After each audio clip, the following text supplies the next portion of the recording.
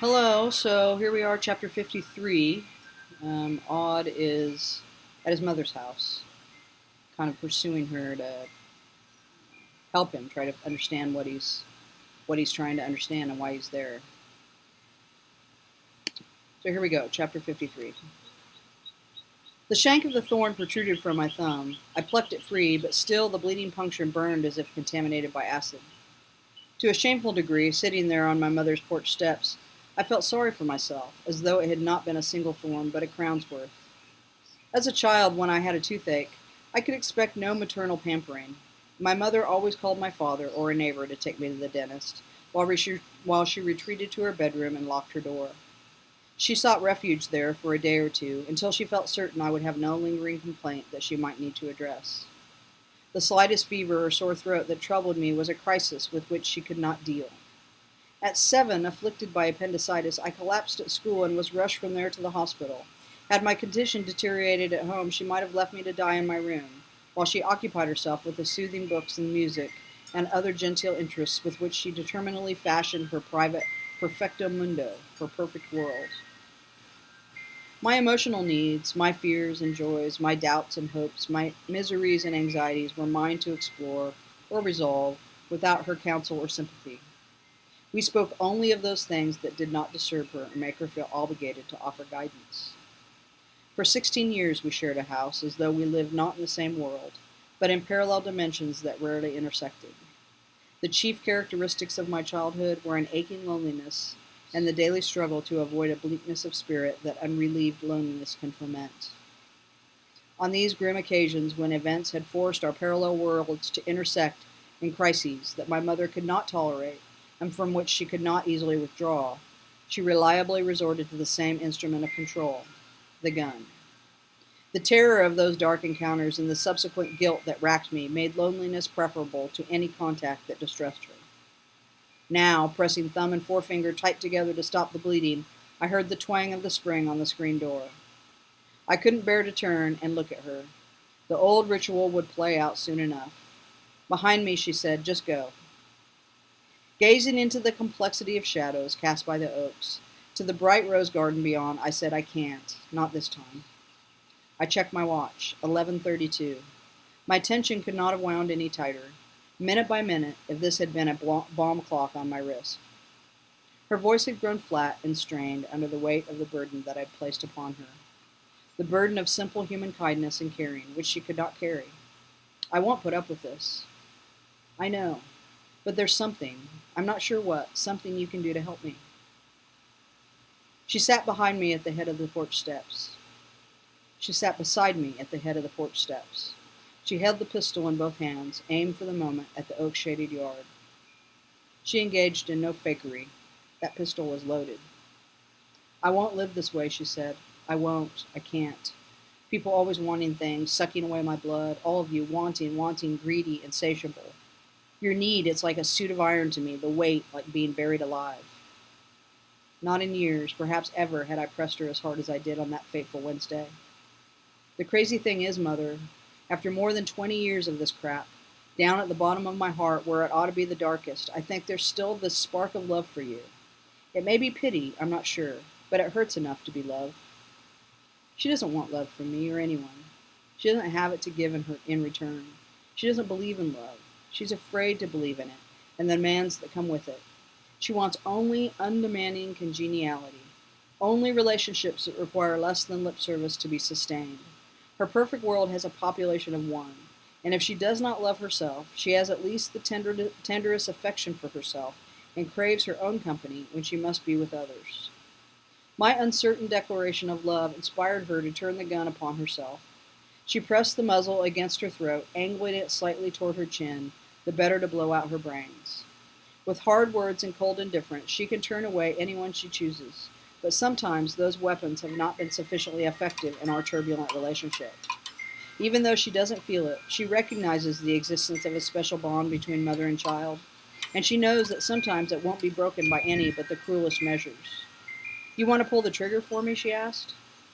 As I always do, I looked away. As if I had inhaled the shade of oaks along with the air, as if my lungs passed it into my blood, I felt a cold shadow arise in the chambers of my heart. As she always does when I avert my eyes, she said, look at me, or I'll gut shoot myself and die slow and screaming right here in front of you. Sickened, trembling, I gave her the attention that she wanted. You might as well pull the trigger yourself, you little shit. It's no different than making me pull it. I couldn't count, and didn't care to remember how often I had heard this challenge before. My mother is insane. Psychologists might use an array of more specific and less judgmental terms, but in the dictionary of odd, her behavior is the definition of insanity. I have been told that she wasn't always like this. As a child, she had been sweet, playful, affectionate. The terrible change occurred when she was 16. She began to experience sudden mood swings. The sweetness was supplanted by an unrelenting, simmering anger that she could best control when she was alone. Therapy and a series of medications failed to restore her former good nature. When at 18 she rejected further treatment, no one insisted that she continue with psychotherapy or drugs, because at that time she hadn't been as dysfunctional as solipsistic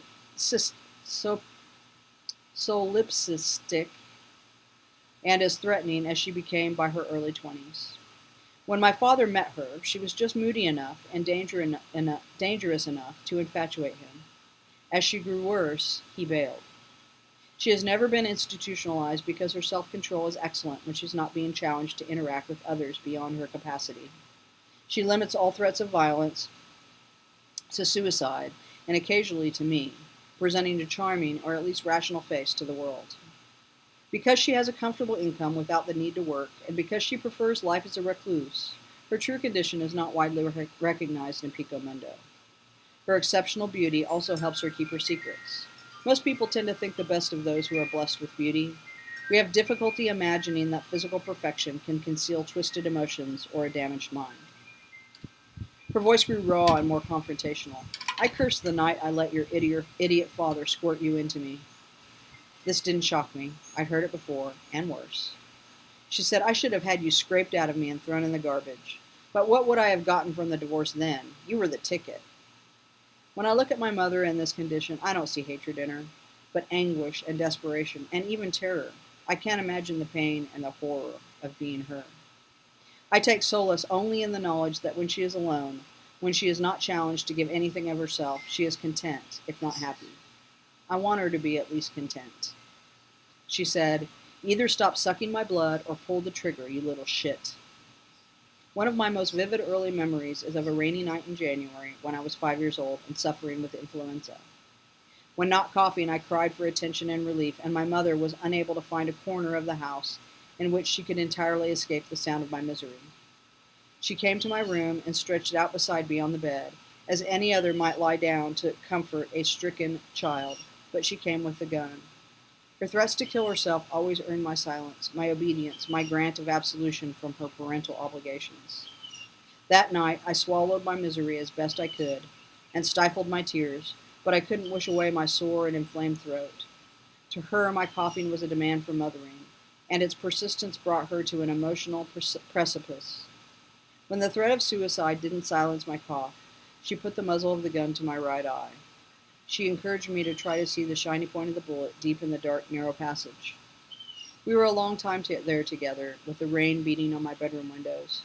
I have known much terror since, but none as pure as what I knew that night. From the perspective of a 20-year-old, I don't believe that she would have killed me then, or that she ever will. Were she to harm me or anyone, she would doom herself to exactly the interaction with other people that she most dreads. She knows that they would want answers and explanations from her. They would want truth and remorse and justice. They would want far too much, and they would never stop wanting.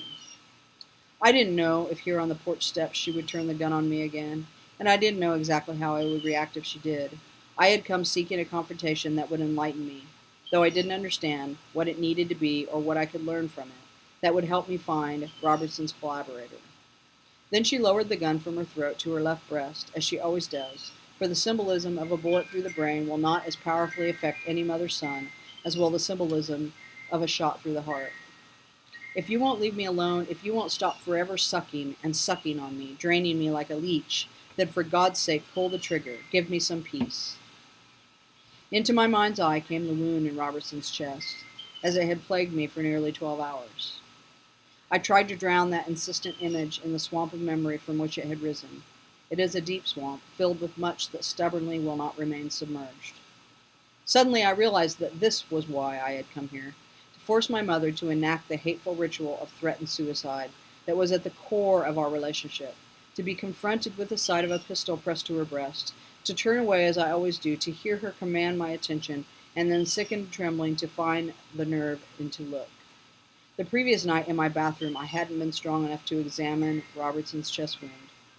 At the time I'd sensed that something was strange about it, that something might be learned from it, yet nauseated I had averted my eyes and rebuttoned his shirt. Thrusting the pistol toward me, gripping it, grip first, my mother angrily insisted, "Come on, you ungrateful shit. Take it, shoot me and get it over with, or leave me alone." 11:35, according to my wristwatch. Her voice had grown as vicious and demented as it ever gets. I dreamed and dreamed that you would be born dead.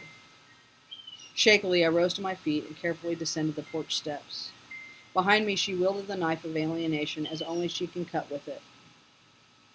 The whole time I carried you, I thought you were dead inside me, dead and rotting.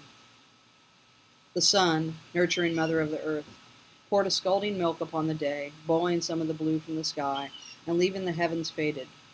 Even the oak shadows now throbbed with heat. As I walked away from my mother, I was so hot with shame that I would not have been surprised if the grass had burst into fire under my feet. "Dead inside me," she repeated. Month after unending month, I felt your rotting fetus festering in my belly, spreading poison through my body. At the corner of the house, I stopped, turned, and looked at her for what I suspected might be the last time. She had descended the steps but had not followed me. Her right arm hung slackly at her side, the gun aimed at the ground. I had not asked to be born, only to be loved.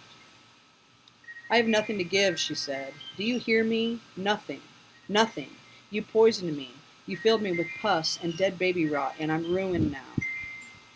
Turning my back on her for what felt like forever, I hurried along the side of the house toward the street.